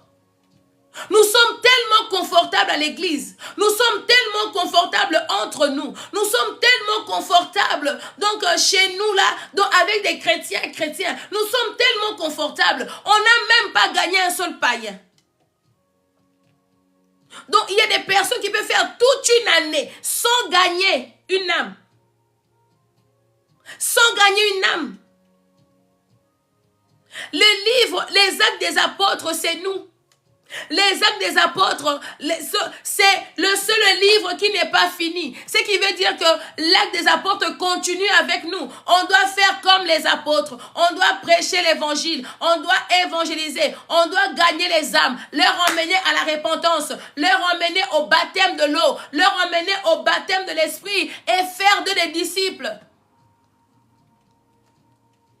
Faire des disciples. Pendant ce temps, qu'est-ce que toi tu fais? Donc toi à l'église, toi tu es pharisien. Tellement tu connais la parole de Dieu. Tellement tu connais. Donc si toi, tu ne fais pas sortir les gens de l'église, tu n'es pas tranquille. Donc ton rôle est là pour chasser tes frères à l'église. Ton rôle est là pour chasser tes frères. Pourquoi? Parce que nous voyons que nos intérêts. Nous voyons que nos intérêts. Non, elle m'a mal parlé. Elle n'avait pas le droit. D'ailleurs, je ne viens plus. Non, je ne viens plus ceci. Je ne veux plus cela. Mais pendant que tu ne veux pas, je vais te choquer. Dans ta famille, il y a les âmes qui pleurent. Je vais te choquer. Dieu attend pour noter. Donc Dieu attend tes œuvres pour noter. Dieu attend. Qu'est-ce que toi tu fais? Dieu attend pour te coter. Tu seras surpris. Quand tu vas arriver au ciel, il te dira que je ne te connais pas. Pourquoi? Parce que ici, tu voyais que toi. Sur la terre, il n'y avait que toi. Sur la terre, il n'y avait que toi. Là où il y a parlé des bêtises, tout le monde est rempli. Ce sont des âmes qui meurent. Et toi qui conduis ces âmes à la perdition, ton jour viendra. Toi qui conduis ces âmes à la perdition, ton jour viendra. La colère de Dieu. La colère de Dieu. La colère de Dieu est effrayante. La colère de Dieu, c'est fort. Nous devons éviter la colère de Dieu. Nous devons être soumis à Dieu. On doit se soumettre à Dieu. On doit faire la volonté de Dieu. Dieu t'a placé sur la terre pour que tu gagnes ton frère, pour que tu gagnes ta soeur, quel que soit son état. Ce n'est pas toi qui vas le délivrer. Ce n'est pas toi. Mais toi, tu as un devoir de prier pour les autres. Tu as un devoir de prier pour ton frère. Tu as un devoir. Ça, c'est ton devoir. Une fois, je parlais avec une fille que je connaissais. Sa tante était malade. Mais dans la prière qu'on faisait avec elle, elle priait pour les malades. Oui, on va prier pour les malades. Après, et puis à la fin, je lui ai dit, mais ta propre tante est malade. Tu ne l'as même pas mentionné. Parce que pour toi, comme elle vit dans le péché, elle mérite la mort. Ta propre tante est malade. Et toi, tu es là à prier pour les inconnus. Ta tante à toi est malade. Tu ne l'as pas dit. Que oui, regarde, ma tante est malade. On va prier pour elle. Mais tu pries pour les inconnus. Donc, si toi, tu fouilles vraiment dans ton environnement, là, tu ne connais pas des fois. Tu n'en connais pas. Tu ne connais pas. Tu ne connais pas des sorciers. Tu ne connais pas des personnes occultes. Tu ne connais pas. Tu le connais. Parce que Dieu t'a montré. Est-ce que tu pries pour eux? Est-ce que tu pries pour eux? Pour que leurs péchés soient aussi pardonnés. Est-ce que tu pries pour eux? Dans la liste de ta famille, si on dit, il faut indiquer les sorciers, tu as un cahier rempli. Les noms par cœur, tu connais, même en dormant, tu vas commencer à réciter. Hé, ma tante là est sorcière, mon oncle est là, sa fille aussi là, elle est aussi suspecte. Parce qu'une fois déjà, dans mes rêves, je l'ai vue. Bon, elle aussi, tu mentionnes. Mais quand on dit prier pour nos familles, toi, tu pries que pour des bonnes personnes. Toi, tu pries que pour des bonnes personnes. Tu peux, moi, ici, on parle que des pensées. Moi, je parle aujourd'hui que des pensées. Tes pensées à toi envers les autres, c'est quoi? Même si tu ne parles pas. Tes pensées envers les des fois, c'est quoi? Tes pensées envers les sorciers, c'est quoi? Tes pensées envers les magiciens, c'est quoi?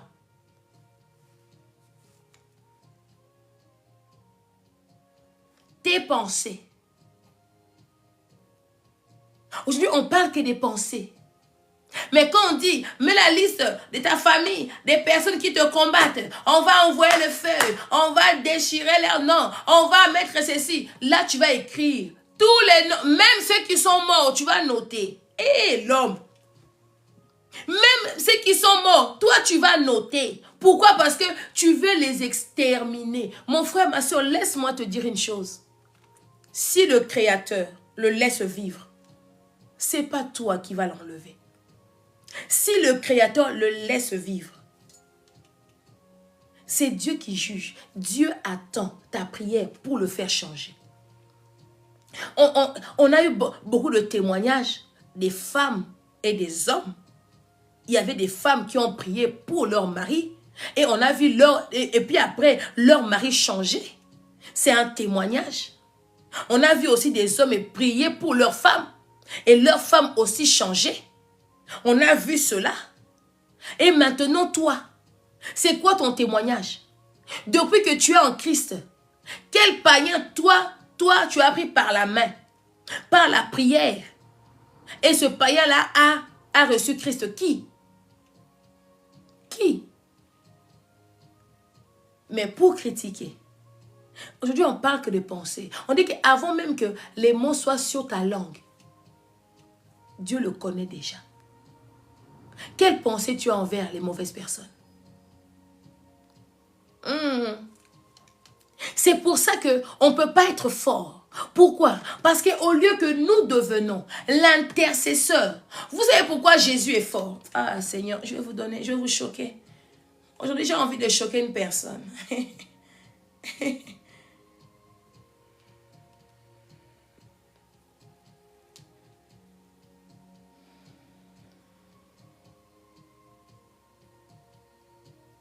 On va prendre Romains 8.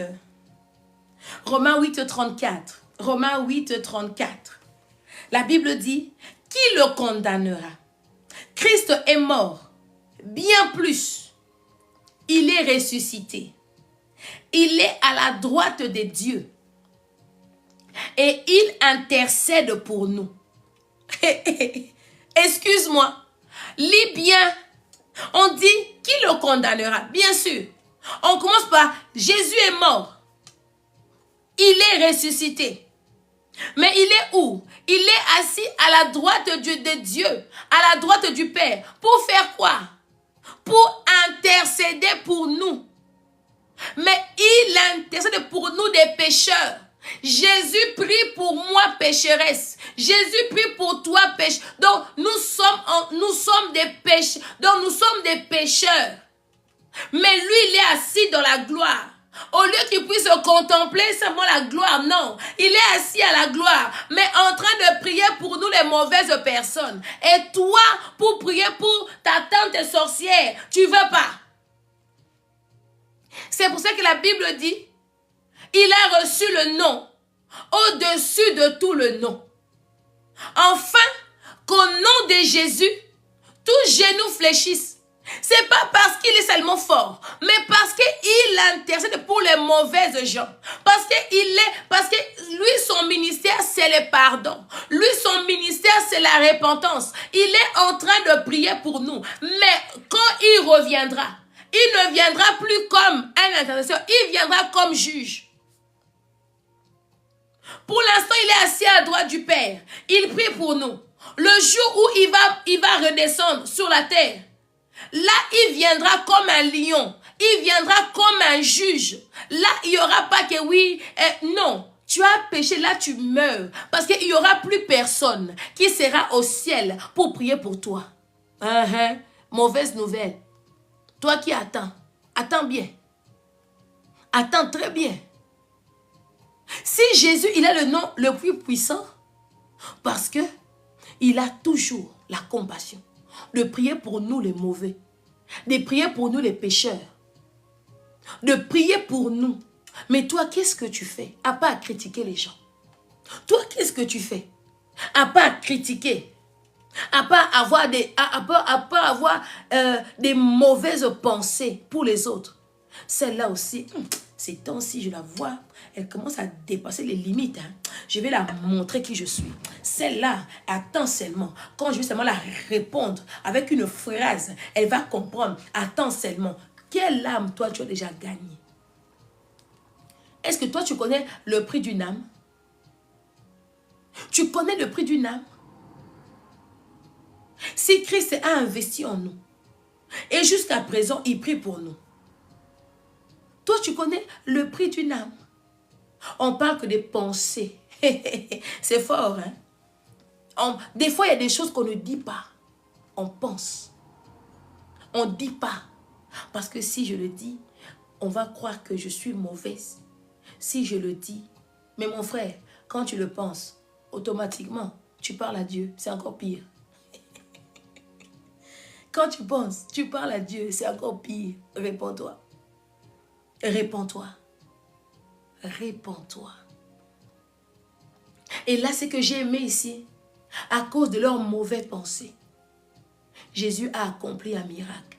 C'est pour cela, toi qui ne pries pas pour les autres, tu penses mal.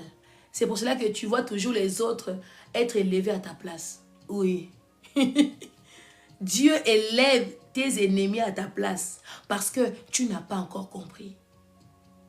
C'est pour cela que Dieu bénit tes ennemis à ta place. Parce que toi, tu es comme dans Agé. Comme pour toi, ce n'est pas encore le moment de construire le temple. Dieu dit, ok, arrange seulement ta maison. Moi, je vais bénir tes ennemis. Moi, je vais le rendre fort et puissant. Et puis comme ça, toi, tu vas toujours rester pour seulement prier. Gagne du temps. Gagne du temps. Prie pour les autres. Prie surtout pour quelqu'un. Aujourd'hui, tu vas faire une liste. Dans tes pensées aussi, si tu veux. Tu vas écrire la liste de toute personne que tu vois a une mauvaise vie. De toute personne que tu vois a une mauvaise vie. Tu ne vas pas aller l'affronter. Mais tu vas prier pour lui et pour elle. Que ça devienne pour toi un jeu de prière. Et si tu veux vraiment voir la main de Dieu, tu prends une fois par semaine le jeûne pour eux. Tu fais une liste. Tu mets tous ces gens-là dans ta liste. Tu prends un jour par semaine pour prier que pour eux. Tu verras ce que Dieu commencera à faire dans ta vie. Tu verras. Shalom, pasteur Fifi. Tu verras ce que Dieu fera dans ta vie. Cette année, changeons un peu notre mentalité. Cette année, réfléchissons comme des saints. Cette année, demande à Dieu, Seigneur, renouvelle mon intelligence. Seigneur, accorde-moi plus de sagesse. Seigneur, que je ne puisse pas m'attarder aux choses, aux futilités. Que cette année, que je puisse m'attarder à l'essentiel, à la parole. Que cette année, que je sois focus par rapport à ta parole. Qu'est-ce que toi tu dis? Ta parole dit quoi? Si c'est dur pour moi, Seigneur, aide-moi. Aide-moi à ce que ça soit facile pour moi. Seigneur, aide-moi. Aide-moi à faire que donc ça soit facile. Seigneur, aide-moi. C'est ta prière. Mais toi, tu es là seulement. Seigneur, ils m'ont fait ceci, ils m'ont fait cela. Non, je ne suis pas d'accord. Machin, machin. Mon frère, ma soeur, combien de temps tu t'es battu avec les sorciers? Honnêtement. Combien de temps tu as envoyé le feu? Combien de temps? Dis, Seigneur, donne-moi la sagesse. Donne-moi la sagesse. Yahweh, enlève en moi donc ces mauvaises pensées. Enlève en moi ça. Seigneur, je veux te servir. Montre-moi comment te servir. Ça doit être pour toi ta préoccupation. Seigneur, je veux gagner les âmes. Je veux gagner les âmes. Seigneur, ceux qui ne te connaissent pas, Yahweh, donne-moi la force de parler à mes copines, de parler à mes copains, de parler à ma famille, qui ne te connaissent pas. Je veux parler avec eux. Je veux parler. Je veux, Seigneur, parler de toi. Aussi les invités dans de programmes de jeûne et prière. Quand tu as un programme, invite quelqu'un, intéresse, parle à ton ami, parle. Dis qu'écoute, nous on a un programme de prière en ligne. Écoute, viens, on va prier ensemble. Pour ton problème, je vais prier avec toi. Je vais t'aider. C'est quoi ton souci? Viens, je vais t'aider à prier. On va prier. On va demander à Dieu. C'est ça. Mais quand un païen vient te parler, toi, parce que toi aussi, tu n'aimes pas prier, mais c'est pour ça, hein, toi, tu n'aimes pas la prière, oh. Mais apprends-lui à prier. Apprends-lui à intercéder. Apprends-lui. Prends-le sous ton aile. Parce que toi, tu es fort maintenant dans la prière. Parce que toi, tu connais la parole de Dieu. Alors apprends-lui à prier. Apprends-lui à intercéder.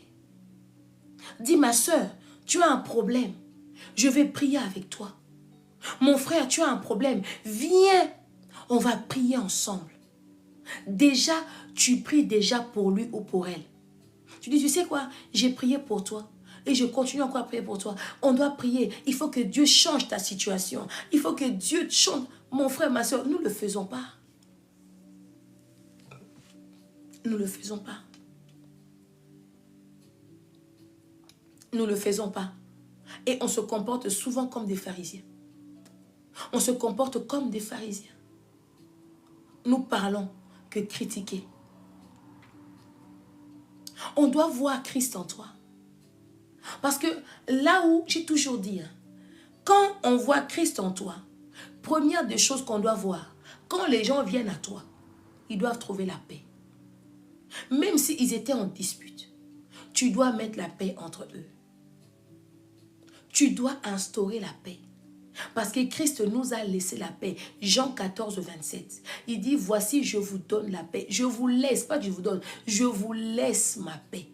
Je ne vous donne pas comme le monde donne. Et que vos cœurs ne se troublent point. Si quelqu'un vient à toi, il ne doit plus avoir le cœur troublé. Si un homme vient te parler, une femme que Dieu a mis pour te parler, il ne doit pas avoir le cœur troublé. Il ne doit pas être troublé. Il doit recevoir la paix. Même s'il avait une mauvaise vie. Quand la femme adultère est venue voir Jésus, donc en plus les femmes là, donc on l'a emmené. C'est même pas de sa volonté. On l'a traîné. Si c'est par les cheveux, je ne sais pas où. Si c'est par l'habit, je ne sais pas où. Mais la femme là, elle a été traînée. Donc on l'a tirée jusqu'au centre, là où il y avait Jésus. Et les hommes regardaient maintenant, ils disaient, on l'a attrapé en plein délit d'adultère. La loi de Moïse dit, de telles personnes doivent être lapidées. Mais toi, qu'est-ce que tu dis? En même temps, c'était un piège. Souvent, tu verras des personnes venir vers toi. Et tu sais, j'ai ça, j'ai des prières. Bon, qu'est-ce que je fais? Et ce gars-là a beaucoup d'argent. Et ils veulent voir. Qu'est-ce que toi, tu vas dire, étant servant de Dieu? Est-ce que tu vas succomber à l'argent? Est-ce que tu vas donner un mauvais conseil qui va donc plus t'arranger toi? Qu'est-ce que tu vas faire? Qu'est-ce que tu vas faire? Cette femme, Jésus a instauré la paix avec cette histoire. Il a instauré la paix avec on va dire, donc les prédateurs, on va dire ça comme ça, et envers la victime. Mais pourtant, la femme avait péché. Le prédateur n'avait pas tort, parce que la loi disait ça. Les hommes qui étaient venus avec elle n'avaient pas tort. La loi le disait. Maintenant, Jésus, qu'est-ce que toi tu dis? On t'emmène une sorcière. Comment tu vas réagir? On t'emmène une qui vole la nuit. Tu réagis comment? Est-ce que tu vas l'embrasser? Est-ce que tu vas la considérer comme ton fils, comme ta fille? Toi, tu sais, tu es conscient que ça, c'est une sorcière. Ça, c'est un sorcier. Lui aussi, il sait que moi, là, je suis sorcier. Blessing sait que moi, la nuit, je vole. Quelle sera ton attitude envers la personne? Si Dieu t'envoie un sorcier, c'est pour qu'il se répande. C'est pas pour qu'il te mange. Il te mangera s'il trouve aussi en toi la sorcellerie. C'est quoi? Le mauvais cœur. S'il trouve en toi aussi un mauvais cœur, là, il trouvera la porte d'entrée. Mais s'il trouve en toi l'amour, il trouve en toi la compassion, il ne pourra pas rentrer. Et tu vas sauver une âme. Au début, la personne va te combattre. Mais il va arriver à un moment donné, il va dire que non. Je crois que je vais suivre les dieux de cette femme. Parce que mes puissances là, ça ne marche pas. Parce qu'elle est trop forte. Tu dois prier pour eux. Tu dois intercéder pour eux. Tu dois prier. Aujourd'hui, tu vas regarder tes pensées. Comme on dit, tu vas faire l'introspection, c'est ça? Si j'ai mal prononcé, corrigez-moi. C'est quoi ces mots? Ouf! Tu vas regarder en toi, c'est quoi? L'introspection, écrivez s'il vous plaît. Je ne sais plus bien le dire. En toi, regardez comment je me comporte. Est-ce que Matthieu 5 est dans mon cœur? Oui, l'introspection, oui. L'introspection, voilà. On va faire l'introspection en nous. Vous voyez là, j'ai fait une faute. Ça veut dire qu'on doit regarder. Moi, j'aimerais que les personnes qui me suivent, pour 2026, que vous soyez tellement victorieux, victorieuses. Que vous soyez des personnes que le monde va envier. Que vous soyez des femmes. Que le mari va dire que ma femme a changé. Que vous soyez des hommes. Et que donc vous soyez des mamans. On dit que non, notre maman a changé. Pourquoi? Parce que l'amour de Christ doit te changer. Personne est passé près la croix de Jésus et resté le même. Tu ne peux pas prier et demeurer le même. Tu ne peux pas prier. Toute ta famille, tu les as bloqués. Tu ne peux pas prier. Tu parles à personne. Tout ton entourage, ils sont bloqués. J'ai mis des côtés. J'ai mis cela. La Bible dit, recherchez la paix avec tous. Si cela dépend de toi. Oh, dernier verset. Je vais te donner ça. Recherchez.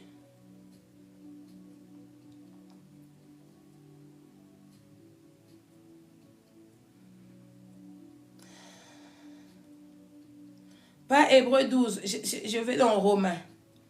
C'est dans Romains, je vais le trouver.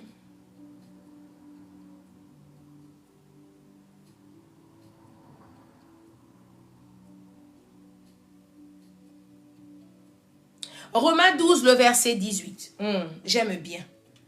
Romains 12, dans version Louis II, on dit ici, s'il est possible, autant que cela dépend de vous, soyez en paix avec tous les hommes. Dans version Martin, on dit, s'il se peut faire, autant que cela dépend de vous, ayez la paix avec tous les hommes. Ça veut dire, on dit ici, recherchez la paix. Donc, tu dois chercher la paix avec tous. On dit que si cela est possible,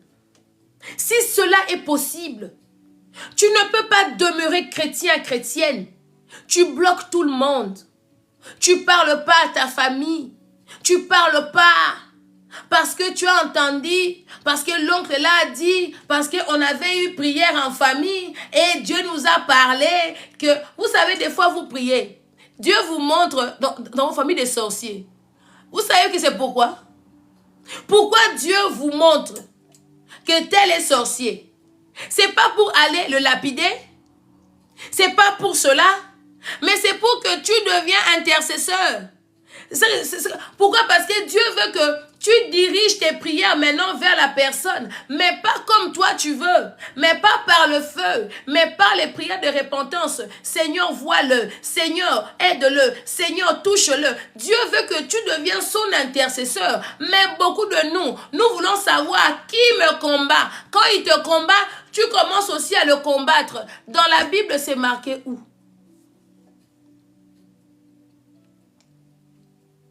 Donc, le Saint-Esprit, ici, il te révèle une personne. Donc, lui, il s'est trompé. Avant, je croyais ça, ma chère. Mon frère, avant, j'étais comme toi. J'avais une liste. Parce que moi, avant, j'étais dans les combats spirituels. J'avais des listes. J'avais des nuits où je ne dormais pas. Avec les noms des gens. Je me couchais même par terre. Et quelle perte de temps. J'ai commencé à prier. Seigneur, regarde la personne. Yahweh envoie le feu. Et j'envoie le feu. Et tu cries. Tu dors cauchemar. On vient t'étrangler. Je me dis, Seigneur, il a quoi même? Moi, j'ai prié. J'ai fait repentance. J'ai demandé sang de Jésus protection. On vient m'étrangler encore. C'est quoi? C'est quoi même? Jusqu'au jour où Dieu m'a dit, tu n'as pas compris. Quand je te montre que quelqu'un a une mauvaise vie, c'est pour que tu pries pour lui, pour elle. C'est pas pour aller l'attaquer. Parce que quand tu vas l'attaquer, tu vas faire ce que la personne fait. Ce qui veut dire que tu vas avoir l'arme de l'ennemi. Et quand lui viendra à toi, il sera plus fort que toi. Il sera plus fort que toi. Parce que lui connaît que ça. Lui, il est dans le mal. Lui pratique le mal. Nous pratiquons le bien. Mais quand on rentre en combat spirituel, on pratique le mal. Et puis après, on est étonné. Seigneur, ils sont encore plus forts que moi. Seigneur, ils progressent parce que vous combattez des personnes qui doivent être des alliés pour vous. Vous combattez des personnes qui doivent recevoir Christ et devenir vos compagnons, une aide pour prier pour les autres. Nous ne comprenons pas. C'est pour ça qu'il dit que Seigneur, notre prière, on va prier pour les gens qui sont encore dehors, qui ne sont pas encore convertis. Seigneur, ce sont nos frères. Nous voulons œuvrer, nous voulons faire l'œuvre avec eux. Seigneur, touche leur cœur. Si tu commences à prier ainsi, tu commenceras à voir la gloire de Dieu. Tu commenceras à être en paix. Même si tu n'as pas le pain, même si tu n'as pas encore l'argent, tu ne vas pas comprendre comment Dieu prendra soin de toi. Tu ne vas pas comprendre comment est-ce que Dieu te fera du bien. Tu ne vas pas comprendre. Mais ce que nous faisons, nous demandons notre propre justice. Nous demandons, nous voulons pratiquer la loi. Et des fois, nous rappelons même à Dieu sa loi. Il y a des prières à rappeler à Dieu. Moi, j'aime bien. On doit rappeler à Dieu. Parce qu'il dit dans Ésaïe, il dit, réveille ma mémoire. Réveille ma mémoire, plaidons ensemble. Quand tu réveilles la mémoire de Dieu, c'est pour dire des bonnes choses que tu fais pour lui. Quand tu réveilles sa mémoire, c'est pour lui montrer à quel point il est bon. Et ce que tu as fait, Seigneur, regarde, je suis là, je me réveille à midi. Seigneur, je prêche ta parole. Oh Yahweh, souviens-toi de moi. C'est ça, réveille ma mémoire. Parce que tes ennemis, Dieu le connaît. Vous savez, si vous prenez l'histoire de Esther, vous prenez l'histoire de Esther, de Mardoché. On a demandé qu'est-ce que cet homme a fait. C'était des bonnes choses. Mardoché avait prévenu le roi parce qu'il y avait un complot contre le roi. Vous voyez, Mardoché avait sauvé la vie du roi. Et c'est pour cela, le jour où le roi avait ouvert ce livre-là, sa mémoire était venue. Ah, mais cet homme, qu'est-ce qu'on lui a fait? Pendant ce temps, Aman était dehors. Aman était dans la cour. Aman venait avec un projet machiavélique contre Mardoché. Aman venait avec un projet des sentences de mort, de la potence. Aman avait déjà préparé l'arme qui allait tuer Mardoché. Maintenant, Dieu a révélé la mémoire, a réveillé la mémoire du roi. Regarde, cet homme avait fait quand même du bien. Et qu'est-ce qu'on lui a donné? Réveille ma mémoire. Plaidons ensemble. Parle toi-même pour te justifier. Comment tu parles à Dieu? Comment tu te justifies? Est-ce que les œuvres que tu emmènes à Dieu sont dignes?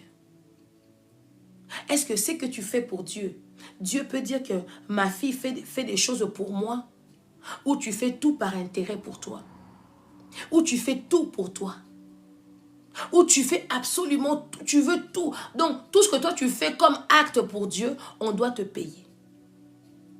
Donc, tout ce que toi tu fais pour Dieu, tu dois être bénéficiaire. C'est pas ça. C'est pas ça. J'avais lu une histoire, on va terminer par là, l'heure est déjà avancée. C'était dans quoi que j'avais lu ça? Oh Seigneur, aide-moi. J'avais lu cette histoire. C'était dans Marc. Ouais. J'aimerais bien trouver ça. C'était dans Marc. Je vais te trouver cette histoire. C'était dans Marc. Je l'avais médité tout à l'heure.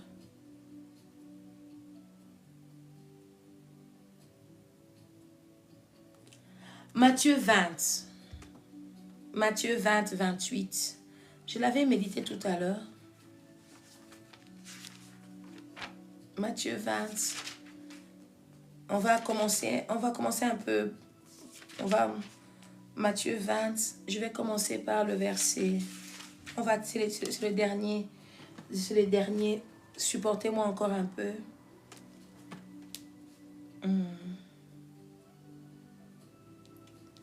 Non, c'était Marc. Oui, c'était Marc que j'ai médité. Merci Seigneur. J'ai médité Marc.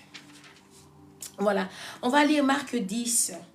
Marc 10, on va lire de 35 à 45. Permettez-moi pour la lecture, c'est le dernier verset, dernière lecture.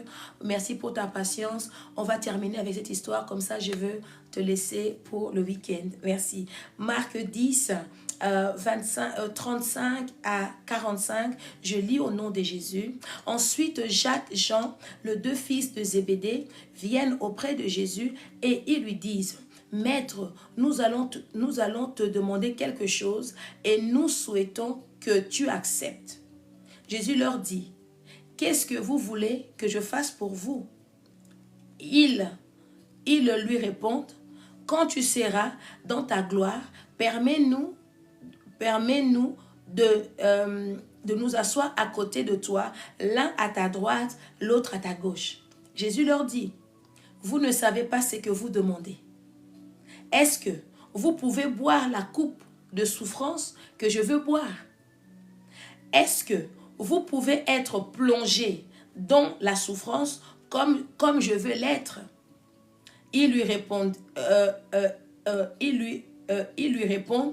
nous le pouvons. Jésus leur dit: oui, vous boirez la coupe que je veux boire et vous serez plongés dans la souffrance comme moi. Mais je ne peux pas décider qui sera assise à ma droite ou à ma gauche. C'est Dieu qui a préparé ce place pour certains. C'est à eux qu'il le donnera. Les 10 autres disciples entendent cela et se mettent en colère contre Jacques et Jean. Alors Jésus les appelle auprès de lui et il leur dit: Vous le savez, c'est qu'on regarde comme les chefs des peuples leur commandent comme les maîtres, et les gens importants font peser leur pouvoir sur les autres. Le 43, 45, très important ici, tu soulignes. Mais entre vous, cela ne se passe pas ainsi. Au contraire, si l'un de vous veut être important, il doit être votre serviteur. Et si l'un de vous veut être le premier, il doit être l'esclave de tous. En effet, le Fils de l'homme n'est pas venu pour être servi. Il est venu pour servir et donner sa vie pour libérer un grand nombre de gens. Oh, j'aime bien. Ici, tu ne peux pas être grand si tu ne sers pas les autres. Tu ne peux pas être une grande servante de Dieu, un grand serviteur de Dieu, si tu ne sers pas les autres. Tu dois être au service des hommes. Tu dois servir ton prochain. Donc, nous ne sommes pas là pour qu'on nous sert, mais nous sommes là pour servir. Nous sommes là pour prier. Comme toi, Dieu t'appelle pour prier pour les autres. Ce n'est pas qu'on doit te servir, mais c'est toi qui vas servir les autres afin que Dieu t'élève. Tu mets les titres de côté. Il dit ici, même si vous allez boire la coupe que je veux boire, mais ce n'est pas moi qui va déterminer si l'un sera à droite et à gauche. Ce qui veut dire que les titres, c'est Dieu qui donne. La Bible dit, c'est Dieu qui élève. Toute élévation vient de Dieu. Si tu vois ta soeur être élevée, bénis Dieu parce que c'est sa place que Dieu a réservée pour elle. Donc, l'élévation ne vient pas de nous les hommes. Nous, on peut nommer les hommes, mais si Dieu avait choisi autre personne, c'est ce que Dieu a choisi qui vont rester. Jésus lui-même avait appelé les 72 disciples, mais Dieu avait choisi que 12. Oui. Dieu avait choisi que 12. Pendant que lui, il y avait plus de 72, comme on dit, plus de 72 disciples que lui-même avait appelés. Viens, viens, viens, viens, viens. Mais au final, ceux qui ont servi avec lui étaient 12. Même Judas était le choix de Dieu. Yes. Donc, dans un groupe de prière, dans l'église, même quelqu'un qui est mauvais, il est le choix de Dieu. Je vais te choquer. Ça veut dire que Dieu sait pourquoi il a choisi la personne. Donc Judas était là parce qu'il n'y a que Judas qui allait avoir le courage de vendre Jésus. Pierre n'allait pas arriver. Jean non plus. Personne n'allait avoir le courage de vendre Jésus à part Judas. Donc même Judas était le choix de Dieu. Dans ta vie, les gens mauvais que tu vois là, ce sont des choix de Dieu. Parce que c'est que eux ont le courage de faire, d'autres personnes ne le feront pas. Mais eux vont le faire pour te pousser à ce que la gloire de Dieu éclate dans ta vie. Il y a des gens qui vont même te foutre dehors. Il y a les gens qui vont même t'insulter, te rabaisser. Pourquoi? Parce que Dieu veut que ça se passe ainsi pour que tu le cherches encore, pour que quand il va faire éclater ta gloire et que tout le monde voit. Souvent on parle mal de Judas, mais il était le choix de Dieu. Même quand les 60 sont partis, Judas était resté. Alors aujourd'hui, si dans ton église, tu as quelqu'un qui est mauvais, commence à dire Seigneur merci parce qu'il est ton choix. Laisse Dieu faire avec lui. Laisse Dieu l'emmener jusque là où il veut l'emmener. Laisse. Parce qu'il y a des choses que toi, des gens gentils ne pourront pas faire. Mais la méchante va le faire.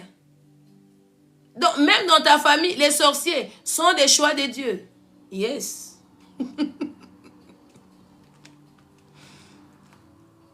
Le problème qui t'arrive, tout n'est pas parce que tu as péché, mais parce que Dieu le permet. Parce que Dieu veut t'enseigner quelque chose. Parce que Dieu veut à travers ça, il veut te travailler, il veut te façonner encore. Alors glorifie le Seigneur. Glorifie le Seigneur. Glorifie le Seigneur. Aujourd'hui, que tout ce week-end, que tu pries pour les autres, tout ce week-end, que tu commences à voir les choses différemment. Tout ce week-end, que tu commences un peu. Vous savez, hein, je bénis Dieu. Parce que si je n'étais pas virée de mon travail, où je travaillais, je n'allais pas être servant de Dieu. Si je n'avais pas fait faillite, je n'allais pas travailler pour Dieu maintenant à temps plein.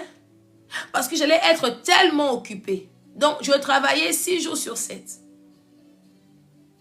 J'allais être tellement occupée. Alors, j'ai compris, c'est seulement hier. C'est hier que j'ai beaucoup prié sur ça. Parce que j'ai publié une vidéo, un docteur a dit, il dit, les choses que tu as perdues, c'est perdu. Si Dieu veut te le remettre, il va le remettre. Mais tu dois te concentrer sur ce qui reste. Cet homme avait fait un accident mortel. Il avait perdu un bras. Donc aujourd'hui, là, il n'a qu'un seul bras. Dans mes trucs, à moi, je l'ai publié. Donc, son témoignage. Tu peux aller dans mon profil, là où il y a des trucs de partage. J'ai partagé. Il a dit une chose très sage. Il dit, Dieu m'a appris à ne pas pleurer ce que j'ai perdu. Mais Dieu m'a appris à me concentrer ce qui me reste. Il dit une chose, ce que j'ai aimé, il a dit ici, il dit, si tu marches dans la rue, si devant toi il n'y a personne, c'est que tu es le premier et les autres doivent dépendre de toi. Waouh! Il dit, si tu fais quelque chose, il n'y a personne, tu es le premier. Ce qui veut dire, il y a des gens qui doivent dépendre de toi. Parce que Dieu t'a placé en premier. Il y a des endroits où tu vas rentrer en premier que tout le monde. Il y a des choses que tu vas faire, donc tu vas faire premier que tout le monde. C'est pas que les autres n'ont pas de capacité. Non, c'est faux. C'est pas que les autres n'ont pas de vision. Non, parce que Dieu t'a donné l'audace. Parce que Dieu te permet d'être avant tout le monde. Ce qui veut dire, si tu es le premier, ça veut dire les autres vont dépendre de toi. Ce qui veut dire, tu es une bénédiction. Voilà. C'était le message d'aujourd'hui. En tout cas, que mon Dieu vous bénisse abondamment. Abondamment. Et c'est le week-end. Donc, il n'y aura pas ni demain, lundi, je verrai si j'ai le temps. Je ne sais pas. Je crois que lundi, j'ai un rendez-vous. Je ne pourrai pas faire le live. Je ne sais pas. Je verrai bien lundi. Si j'ai le temps, je reviendrai encore pour partager avec vous. En tout cas, merci à toi. Merci beaucoup à toi qui as partagé. Merci à toi qui as liké. Merci pour les cadeaux. Merci de ta patience. Merci de m'accorder un peu de ton temps. Je sais que le temps ici, c'est l'argent. Mais merci d'avoir prêté oreille. Et je te suis très reconnaissant d'avoir suivi ce live, d'avoir partagé aux autres. Que mon Dieu te bénisse abondamment, abondamment, abondamment. Et je viens passer le message des personnes qui désirent me voir. Je serai à Montréal le 29 mai. Merci ma fille. Des personnes qui désirent me voir, je serai à Montréal le 29 mai. Le 29 mai, je pars à Montréal. Nous partons à Montréal parce que nous avons une retraite de prière qui va commencer le 30. Alors, si tu es au Canada, tu es aux États-Unis et tu veux vraiment me voir, tu veux que je prie pour toi, tu as des sujets à me donner. Si tu veux vraiment, shalom prophétesse, si tu veux vraiment que je prie pour toi, la prière est gratuite, je ne demande pas d'argent parce que j'ai reçu gratuitement et je donne gratuitement. Si tu veux faire partie de mon équipe, on a une autre retraite ici en Belgique, ça sera en décembre. Nous sommes encore en train de négocier la place finale. Mais ça on a deux trucs là très très bons, on négocie. Mais au mois de mai, je serai à Montréal.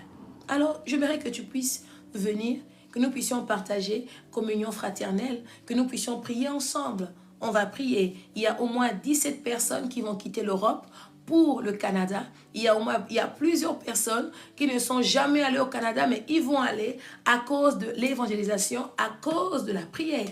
Alors toi, si tu es là-bas, tu es au Canada, aux États-Unis, tu n'es pas loin, viens, on va prier. On va passer un week-end dans la prière. On va passer un week-end dans la communion fraternelle. Et enfin, tu verras la petite dame blessing que je suis. Je ne suis pas très grande, hein. Je suis petite. Je ne suis pas impressionnante, n'aie pas peur sur la caméra. Je suis quelqu'un de très simple, quelqu'un de normal, entre guillemets. Et j'ai beaucoup de compassion des âmes. En tout cas, cette année 2025, c'est vraiment le thème que Dieu me met à cœur. C'est beaucoup prier pour les non-chrétiens. De beaucoup prier pour les non-chrétiens. Alors, dans ta prière, n'oublie pas tout ce monde-là. Dans ta prière, n'oublie pas les non-chrétiens. Dans ta prière, n'oublie pas tes frères. Dans ta prière, n'oublie pas les deux fois, trois fois. Tout ce que tu veux, double cible, machin. Ne les oublie pas. Parce que ce sont nos frères. Ce sont nos sœurs. Nous sommes appelés à œuvrer ensemble. Alors, ils sont notre force. Au plus on va prier pour eux, au plus on va gagner leurs âmes. Que Dieu te bénisse. bénisse. Et je reviendrai. Alors, pour la retraite de décembre, la retraite de Montréal, c'est, on va louer, on a déjà la servante de Dieu, Lily, Inès et Annie, ils sont en train de faire un travail magnifique. J'aimerais aussi que nous puissions prier pour eux, les 3 femmes merveilleuses qui sont vraiment en train de œuvrer pour nous recevoir dans de très très bonnes conditions au Canada. Alors, il y a l'hôtel qui a déjà été réservé, il y a aussi l'appartement pour après la retraite. Alors, si tu veux participer, il y a des chambres pour 4 personnes, il y a des chambres pour 2 personnes et il y a des chambres seules. Donc, nous prenons l'hôtel et la chambre 4 personnes, ça revient à $350 canadiens. Donc, c'est déjà, c'est plus que, c'est 200 euros. 200 euros, 207, un truc comme ça. Pour la chambre à 2 personnes, ça revient à $450, équivalent de 300 euros, 310, un truc comme ça. Et pour la chambre seule, c'est équivalent à $650 canadiens, ce qui vaut 500 euros. Tu ne payes pas la prière, mon frère, ma soeur. Tu payes ta chambre, tu payes ta nourriture. Parce que quand nous faisons des retraites, nous ne le faisons pas à sec, nous mangeons. Donc, on va commencer d'abord avec la nourriture. On va manger avant de commencer la prière. Et quand on commence la prière, le matin, on a le petit déjeuner à l'hôtel. Le soir, on a encore un repas. Et le dimanche matin, nous avons encore le petit déjeuner. Tu ne payes pas la prière. La prière, elle est gratuite. Tu payes juste le lit, l'endroit et à manger. Donc, c'est comme ça que tu vas aussi nous aider à pouvoir inscrire ton nom. Si tu veux encore t'inscrire, il suffit de m'appeler. Tu m'écris, pardon. Tu m'écris et je ferai le plaisir de vous répondre. Si tu vois, parce qu'il y a quelqu'un qui a créé un faux profil de moi, avec moins de 100 abonnés, n'acceptez pas, signalez et bloquez, c'est pas moi. Je n'envoie jamais des prophéties par message, ni écrit, ni audio. Je n'envoie jamais des prophéties, en anglais d'ailleurs, ni en français. Donc moi, quand tu me contactes, je t'écris, je donne mon numéro et on s'appelle. C'est comme ça que je fonctionne. Donc si tu vois quelqu'un t'envoyer des prophéties, ils disent que c'est blessing, donc il est dans la ministry, bloque-le, c'est pas moi. Si quelqu'un te demande de l'argent, bloque, c'est pas moi. Parce que leur but est de soutirer et de salir nous, les serviteurs et servants de Dieu. Voilà. Je vous aime beaucoup et je vous retrouve pour le groupe de prière. En tout cas, ce soir, on va prier. Je vais vous conseiller de vous reposer. Hein. Ça sera un peu comme une mini-veillée. En tout cas, on va dépasser les 1-2 heures. On va vraiment prier aujourd'hui. Donc, si tu es à la maison, dès que tu rentres, repose-toi bien parce que ce soir, on va chauffer. On va intercéder, on va prier. Voilà, voilà. Merci à tout le monde et on se retrouve lundi ou bien le dimanche, on a culte aussi. Alors, je viens dire aux personnes qui viendront à l'église le dimanche, ceux qui viennent en voiture, renseignez-vous bien parce que notre ville, le côté de l'église où nous sommes, c'est le centre, c'est complètement, ça va être bloqué à cause du carnaval. Donc même nous, on viendra, on va garer très loin et on va marcher. Donc si tu viens en train, il n'y a pas de souci. Mais si tu viens en voiture ou en bus, renseigne-toi bien à ce que ton bus arrive vraiment tout près de l'église parce qu'il y aura le carnaval d'Alost. C'est quand même assez grand carnaval et les routes seront fermées.